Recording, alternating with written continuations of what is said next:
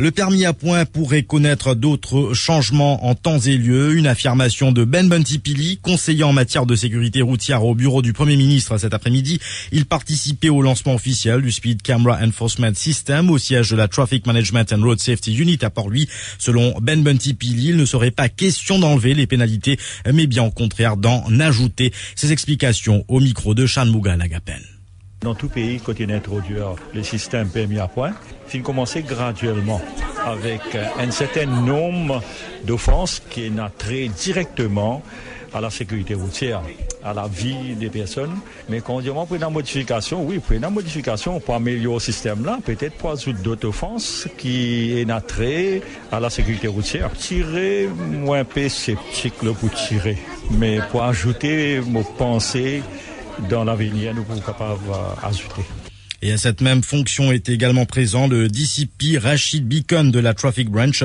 Depuis l'entrée en vigueur du permis à points aujourd'hui, il dit constater une nette amélioration du comportement des automobilistes, une discipline hors de l'ordinaire. Le DCP Rachid Beacon est avec Shanmuga Lagapen. Pour moi, constat à titre individuel, c'est que le matin, tout le monde vient me trouver une discipline, disons, qui est un peu hors de l'ordinaire. C'est-à-dire tout le monde qui est la route, je peux sentir qui est un tournant. Je vous montre que je suis plus discipliné. Il y a un nombre d'offenses qui dans ce jour-là.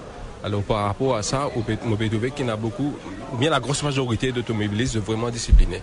Moi, pratiquement, l'autoroute ce matin. Le ministre des Infrastructures publiques et du Transport a quant à lui profité du lancement du Speed Camera Enforcement System pour annoncer que le gouvernement compte démarrer un exercice d'expression of interest pour le projet de Driving Center.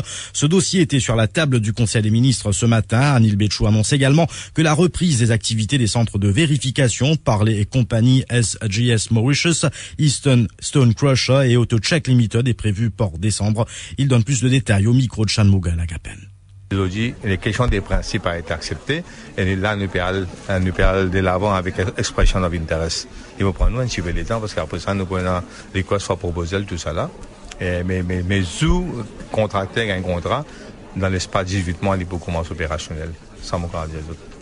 Et puis ça, pour finir, nous avons la privatisation of fitness centers. Ça, nous finissons par award et moi, j'espérais ici décembre. Moi, j'espérais, nous sommes capables de handover décembre par là. Pour à partir de janvier, nous pouvons avoir un private fitness centers que je beaucoup plus sévère.